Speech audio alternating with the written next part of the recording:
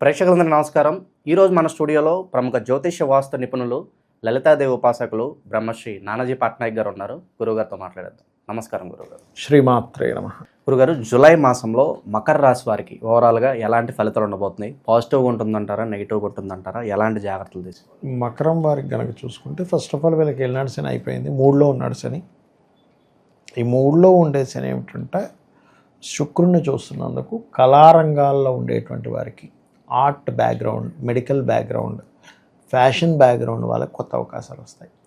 అలాగే మూడులో ఉన్నప్పుడు ఏంటంటే సర్వసాధారణంగా గృహానికి వ్యయస్థానంలో ఉన్నాడు కాబట్టి లగ్నాధిపతి వెళ్ళి ఉన్న ప్రదేశం మారడము, ఇటువంటి ఫలితాలు ఉంటాయి. కలిసి వస్తుందంటారా? స్థానం కలిసి వస్తుందని చెప్పుకోవచ్చు. కాకపోతే ఎవరికైనా మీరు మనీ ఇచ్చేటప్పుడు, ఏదైనా భూమికి ముఖ్యంగా ధనం ఇచ్చే విషయంలో కొంచెం జాగ్రత్తగా ఉండాలండి. ఎందుకంటే ఇక్కడ 4వ అధిపతి ల్యాండ్ కారకుడు వెళ్ళి అష్టమంలో కూర్చున్నాడు. అందుకని పూర్వీకుల ఆస్తులు ఉంటాయి, తాతగారి ఆస్తికి సంబంధించినటువంటి విషయంలో తొందరపాటు నిర్ణయం అనేటువంటిది అస్సలు పనికిరాదు. ఇది మెయిన్గా చూసుకోవాలి. అయితే వీళ్ళకి ఫైనాన్షియల్గా బాగా గ్రోత్ రావాలి అంటే కనుక ఓం నవవిద్రుమ బింబశ్రీ న్యక్కారి రథనచ్చదాయ నమః లేదా ఓం ధర్మాధ్యక్ష ధనాధ్యక్ష ధనధాన్య వివర్ధినియే నమః అని నామస్మరణ చేసుకోవాలి. ఇది బ్రహ్మాండంగా కలిసి వస్తుంది వీరికి. ఇక వైవాహిక జీవితం ఎలా ఉండబోతుంది గురుగారు? సంతానం కోసం అందరూ చూసే వాళ్ళకి గుడ్ న్యూస్లు ఏమైనా ఉన్నాయి? వైవాహిక జీవితం విషయంలో పెద్ద ఇబ్బంది ఉండదు. కాకపోతే ఏంటంటే ఇక్కడ 6వ అధిపతి సప్తమంలో ఉన్నందుకు బంధువర్గంలో ఉండే సంబంధాలు కుదురుతాయి. ఒకటి జీవిత విషయం దగ్గరికి వస్తే కనుక ఈ 12వ అధిపతి 6లో ఉన్నాడు. ఈ 12వ అధిపతి ఎప్పుడైనా 6లో ఉన్నప్పుడు ఏంటంటే కొంచెం చిన్న మాట చిన్న వచ్చినా పెద్ద ఇబ్బంది ఉండదు. మనం దాని నుంచి పెద్దగా భయపడాల్సిన పని లేదు. కేవలం వీరు విద్యా విషయంలోని, ఏదైనా మిషనరీస్ ప్రారంభించే విషయంలోని, భూములు కొనుగోలు చేసుకునే విషయంలో, రైతులు ఒక్కోసారి చూడండి వాళ్ళు పిచికారీ చేయవలసినవి, ఎందుకంటే కేతుతో ఉన్నాడు. కేతు ఈజ్ ఈ పురుగులు వీటికి కారకుడు. అంటే ల్యాండ్ స్థానంలో కేతు వచ్చి కూర్చున్నాడు కాబట్టి ఏంటి వీళ్ళు జల్లేటువంటి ఎరువుల విషయంలోని, పిచికారీ చేసే విషయంలో ఎక్కడైనా నెగ్లిజెన్సీ చేశారా వీళ్ళకి ఇబ్బంది ఇస్తుంది. అది ఒక్కటి చూసుకోవాలి వీళ్ళు. గురుగారు, ఈ రాశిలో ప్రత్యేకంగా మహిళలకు ఎలా ఉంటుంది గురుగారు? వాళ్ళు ఏదన్నా స్పెషల్గా వ్యాపారాలు ఏమైనా చేసుకుంటే బాగుంటుంది అంటారా? ఏదన్నా శుక్రుడు ఎప్పుడైనా సరే ఒకటేనండి, శుక్రుడు మహిళలకు కారకుడు. రాశి అనేది మహిళకైనా పురుషుడికైనా ఒకలాగే పనిచేస్తుంది. కానీ శుక్రుడు బలం బాగుంది కాబట్టి వీళ్ళు టీచింగ్స్, ట్రైనింగ్స్ లాంటి వాటిలోకి వెళ్తే కనుక బాగుంటుందని మనం చెప్పవచ్చు. ఎందుకంటే ధనకారకుడు, ప్రయత్నకారకుడు శుక్రుడు, శని ప్రయత్న స్థానంలో ఉండి గుర్రాసులో ఉన్నాడు. అలాంటప్పుడు ఎనీథింగ్ ట్రైనింగ్ ఇచ్చేటువంటి వాటిల్లో వాళ్ళకు బాగుంటుంది. అది కాకుండా శుక్రుడి నుంచి తర్వాత స్థానంలో గురువు ఉన్నాడు. సో ప్రొసీడింగ్స్లో గుడ్ ప్లానెట్ ఉన్నప్పుడు ఆటోమేటిక్గా అది మంచి ఫలితాలు ఇస్తుంది. మహిళలకి ఓ రకంగా చెప్పాలంటే మంచి అవకాశాలు వస్తాయి అని చెప్పొచ్చు మనం. ఓకే. ఇక విద్యార్థులు కావచ్చు, ఇతర రంగాల్లో ఉన్న వాళ్ళు కావచ్చు, ఈ రాశి వాళ్ళు సరైన నిర్ణయాలు సరైన సమయానికి తీసుకోగలుగుతారంటారా? వీళ్ళు తీసుకుంటారండి. ఎందుకంటే పంచమంలో శుక్రుడు ఉన్నప్పుడు ఏంటంటే క్రియేటివ్గా తీసుకుంటారు నిర్ణయాలు కూడా. ఇప్పుడు కొంతమందికి చూడండి, అయ్యో నాకు ఆలోచన తట్టట్లేదు కానీ ఆ రోజు భలే ఆలోచన వచ్చింది అంటూ ఉంటాం. అంటే ఏమిటి, పంచమంలో ఉండేటువంటి గ్రహము అనుకూలిస్తేనే మనకు సరైన నిర్ణయాలు వస్తాయి.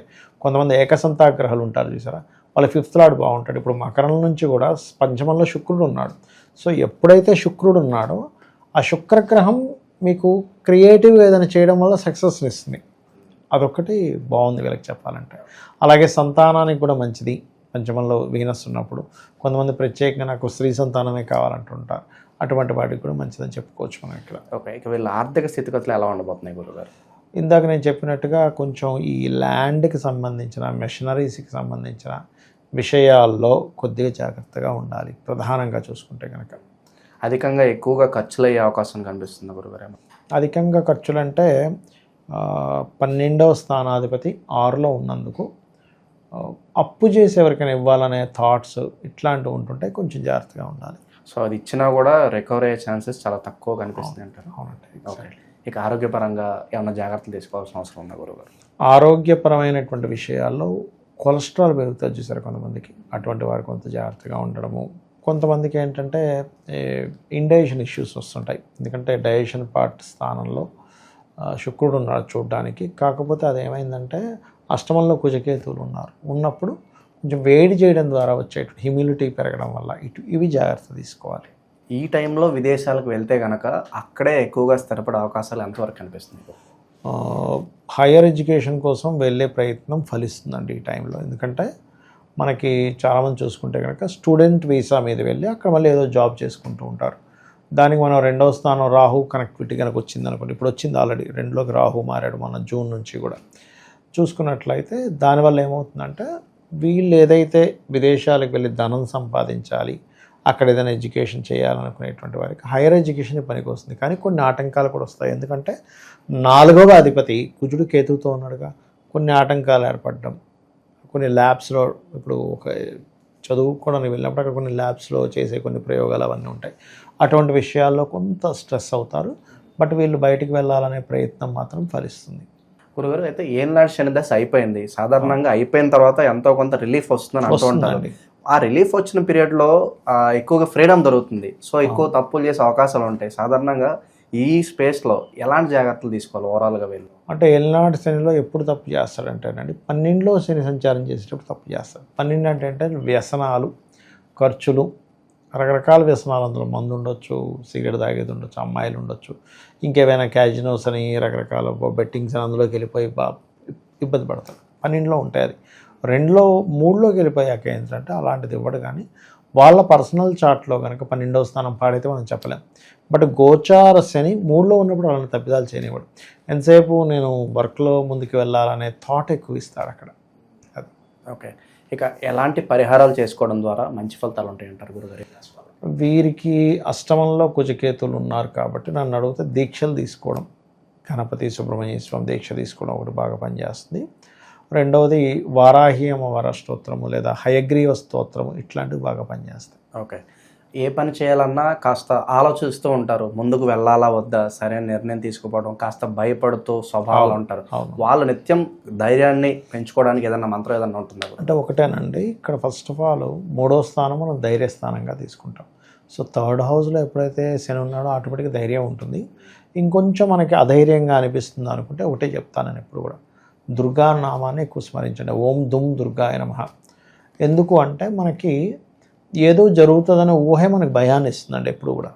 అసలు ఏమీ జరగదు, ఊరికే భయపడుతుంటాం, ఏమైపోద్దాం, అదేమవుద్దాం, వాళ్ళు క్వశ్చన్ చేస్తారేమో, వీళ్ళు ఏదో అంటారేమో. అవన్నీ ఎందుకంటే ఒక మాయ మనల్ని కమ్ముతున్న ఆలోచన విధానాన్ని, మాయని తొలగించే శక్తి దుర్గా అమ్మవారికి ఉంటుంది. అందుకని ఓం దుమ్ దుర్గాయ నమః చేసుకున్నట్లయితే బాగుంటుంది. దాంతోపాటు లలితా సహస్రనామాల్లో ఓం కనకాంగద కేయూర కమనీయ భుజాన్వితాయ నమః అద్భుతమైనటువంటి ధైర్య సహస్రాలు వస్తాయి.